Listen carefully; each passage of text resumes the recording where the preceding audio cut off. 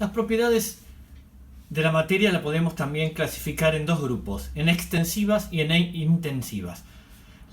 Las extensivas son aquellas que dependen de la cantidad de materia considerada. Y estas propiedades, que ahora vamos a ver cuáles son, no me permiten identificar un material. ¿Cuáles son las propiedades extensivas? La longitud, el peso, el volumen, la masa. Por ejemplo, si yo fuera a una verdulería y hubiera bananas, ¿sí? El peso, si yo peso una sola banana, va a tener un peso determinado. Si yo peso otra banana, va a ser otro peso, y así sucesivamente si peso media docena o si peso una docena. ¿Qué quiere decir? Que en la medida que aumente la cantidad de materia, el peso va a variar. Entonces, las medidas extensivas, como el peso, dependen de la cantidad de materia que yo estoy midiendo. Lo mismo si yo tuviera un sachet de leche, ¿no es cierto? El volumen de una caja de leche. ¿El volumen cuánto es? 1 litro. Bien. Si yo lo echo en el vaso y mido el volumen, va a ser, depende del vaso, si es más chico o más grande, podrá haber 250 mililitros, medio litro, lo que sea. Entonces, el volumen también es una medida extensiva que depende de la cantidad de materia que yo tenga en cuenta. El otro grupo son las propiedades intensivas. Son aquellas que no dependen de la cantidad de materia considerada. Estas propiedades están determinadas por la naturaleza del material y no por la cantidad, y me van a permitir identificar el material. Por ejemplo, una propiedad intensiva es el punto de ebullición. ¿Y por qué me dice que no depende de la cantidad de materia? Porque si yo hiervo una pequeña olla, supongamos que esto que yo tengo acá en el cuadro es agua. Yo la coloco en una pequeña olla, 1 litro de agua. ¿Cuál va a ser el punto de ebullición? Pues va a ser 100 grados. Si yo pongo una olla más grande, donde entren 10 litros de agua, ¿a cuánto va a ebullir o a hervir? A 100 grados, a la misma cantidad. Y si pongo a hervir 1000 litros de agua, ¿a cuánto va a hervir? Y también va a hervir a 100. ¿Qué quiere decir? Que estas propiedades no dependen de la cantidad de la materia, sino que van a ser siempre la misma. Así yo hierva 1 litro, 10 litros, 100 litros o la cantidad de litros que yo quiera. Ustedes verán acá en la columna de la derecha dice temperatura de ebullición y tenemos distintas sustancias, ¿no es cierto? El agua a 100 grados, siempre y cuando sea pura. Tenemos el alcohol, que ya habíamos hecho un ejercicio, que hierve a 78 grados. Otra propiedad intensiva es el punto de fusión, es decir, el punto en el cual pasamos del sólido al líquido, ¿no es cierto? Entonces, acá tenemos un ejemplo del agua también. El agua, si miramos la columna que está marcada con la flecha, el agua a 0 grados empieza a pasar del estado sólido al líquido. Y tenemos distintas temperaturas de fusión, como el plomo, aluminio, oro, cobre. ¿Qué hace? Esto caracteriza a cada uno de los elementos. Por eso decimos que con estas propiedades yo lo puedo identificar. ¿Por qué? Porque si yo tengo una sustancia que no sé qué es, y veo a qué temperatura se funde, y yo voy a saber, y si miro, supongamos, y es 0 grados, es agua, acá y en todos lados. Si la temperatura es 327, es plomo, me ayuda a identificar el material. También son propiedades intensivas la escala de dureza de los minerales. Ustedes fíjense en la imagen, tenemos desde el 1, que es el talco, que es el menos duro, que nosotros lo podemos triturar muy fácilmente, hasta el punto 10 de los minerales, que sería el diamante, que es el mineral más duro que existe en la naturaleza. También son la conductividad eléctrica, el color, la tensión superficial. ¿Qué pasa si yo tengo de repente una cantidad de bolas o esferas de un determinado metal? No sé qué son. Yo lo que puedo saber es que pesan todas lo mismo. El peso dijimos que era una propiedad extensiva. ¿Me sirve a mí para saber qué es con el peso? Tienen el mismo volumen. También el volumen es una propiedad extensiva. Entonces, con estos datos, ¿puedo saber qué metal es? No puedo. ¿Por qué? Porque son todas propiedades extensivas y no me sirve para identificar el material. Habíamos visto que solamente me sirven las propiedades intensivas. Entre las propiedades intensivas, una de las más importantes que nos va a servir a nosotros, que no la mencionamos antes, es la densidad. ¿Sí? ¿Qué es la densidad? La densidad la podemos definir como la propiedad que tiene la materia, ya sean sólidos, líquidos o gases, para comprimirse en un espacio determinado. Es decir, es la cantidad de masa que va a caber en una unidad de volumen. Cuanto más masa entre en una misma cantidad de volumen, mayor va a ser su densidad. Cuanto menos masa quepa en el mismo volumen, menor va a ser la densidad. Entonces, si yo tengo de repente dos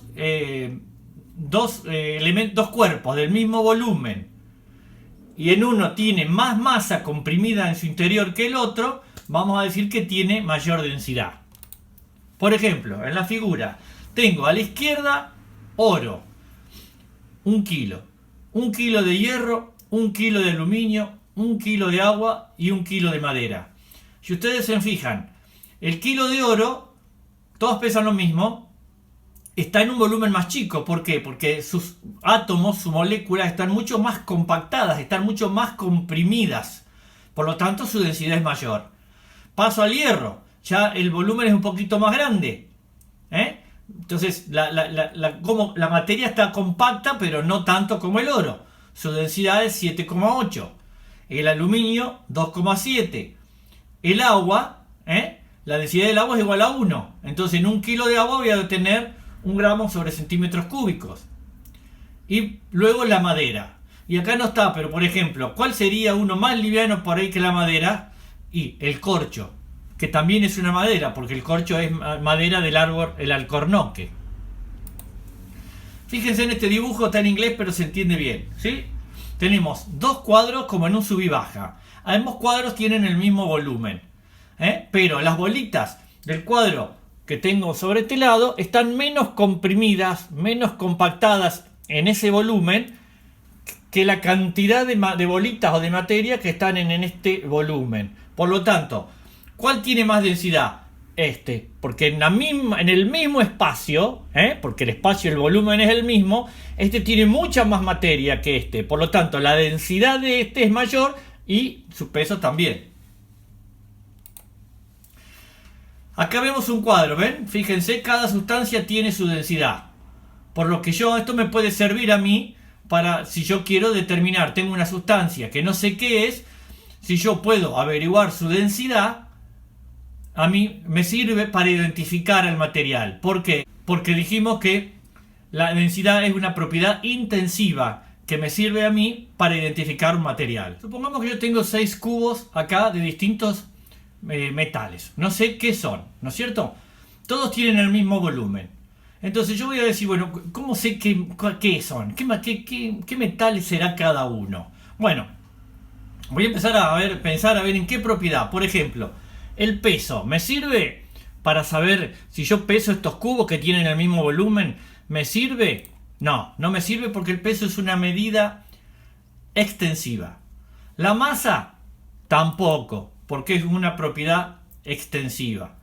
El brillo, sí, el brillo me sirve porque cada metal tiene un brillo característico, que si yo lo mido con la máquina apropiada me puede dar un número que me identifica al material. El color también, todo depende de si el metal está puro. Yo sé que el cobre generalmente es rojo, después se me puede confundir algunos en los cuales son gris plateado, pero el color también es una propiedad intensiva. Y finalmente la densidad. Entonces, ¿cómo hago para medir yo la densidad? Que es la que me va a ser la más clara para obtener la identidad. Bueno, utilizo la fórmula de densidad. Dijimos que la densidad era la cantidad de masa o cómo se comprimía la materia en un determinado volumen. Por lo tanto, si yo divido la masa sobre el volumen que ocupa esa determinada masa, voy a obtener la fórmula de densidad, el dato de densidad. Una vez que tengo el dato de densidad, voy a una tabla donde están ya calculados y ahí me doy cuenta la identidad de cada uno de estos minerales o metales. Entonces, para eso, lo primero que tengo que hacer es pesar cada uno de los cubos. De esta manera obtengo la masa, ¿sí? Ya dijimos que el volumen lo sabemos, entonces, porque son todos los cubos iguales, divido la masa sobre el volumen, que es el mismo de todos los cubos, y obtengo un número, ¿sí? Ese número lo comparo con la tabla y me dices si la densidad es 2,7 es aluminio, si es 7,8 es hierro, 8,9 cobre, 7,1 zinc, 10,5 plata, 11,3 plomo. ¿Cuáles son las unidades de densidad? Como hablamos de masa sobre volumen, puede ser kilogramos sobre metro cúbico o puede ser gramos sobre centímetro cúbico. ¿Qué pasa si el volumen es irregular? Porque si el volumen es fácil de calcular, no tengo problema. Pero si el volumen es irregular, tengo que utilizar el método de Arquímedes. Ustedes, no sé si habrán escuchado hablar de Arquímedes. Arquímedes era un sabio griego que vivía en la antigüedad y que una vez trabajaba en la corte del rey Hierón, y el rey mandó hacer una corona de oro. Le dio un determinado cubo de oro a un orfebre y le dijo que le hiciera una corona. Cuando el orfebre hizo la corona, al rey le entraron dudas de si no lo había engañado. ¿Será toda la corona de oro? ¿O habrá mezclado el oro con algún otro metal y para hacerle una corona y robarle el orfebre un poco de oro? Entonces él fue y le dijo a Arquímedes: mira, Arquímedes tiene que descubrir si me engañó el orfebre, pero no puedes derretir la corona, porque si él hubiera podido derretir la corona, formaba un cubo, el cual sabe el volumen, y de esa manera pesa el oro, lo divide por el volumen y tiene el cálculo de la densidad del oro. Pero como no la podía derretir, porque el rey no quería, tenía que inventar un método.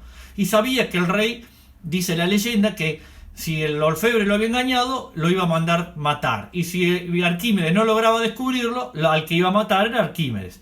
Entonces Arquímedes, que estaba muy preocupado, un día se metió en la bañera pensando en ver cómo lograr descifrar este problema que tenía, y cuando introdujo su cuerpo en la bañera y desplazó el agua, se dio cuenta cómo podía obtener un método para calcular el volumen de la corona o el volumen de un cuerpo irregular. Si ustedes se fijan, si yo sumerjo un objeto en un líquido, ese objeto, el volumen del objeto, desplaza el agua hacia arriba, porque ocupa un lugar en el espacio. Ustedes saben que la materia ocupa un lugar en el espacio, y no puede ser ocupado por otro. Por lo tanto, al entrar el cubo en el agua, desplaza hacia arriba. Y el volumen del agua que se desplaza es igual al volumen del objeto que yo sumerjo en ella. Por lo tanto, si yo tengo un objeto irregular y quiero saber su volumen, supongamos que fue la corona de Arquímedes, si yo ¿qué hago? Agarro una probeta que esté graduada y le coloco agua hasta una determinada medida. En el dibujo que ustedes ven está en 220 mililitros. ¿Qué hago? Introduzco el cuerpo irregular y voy a ver que el agua sube, se desplaza. Sube de 220 a 270. ¿Cuánto varió el volumen? Y varió en 50 mililitros.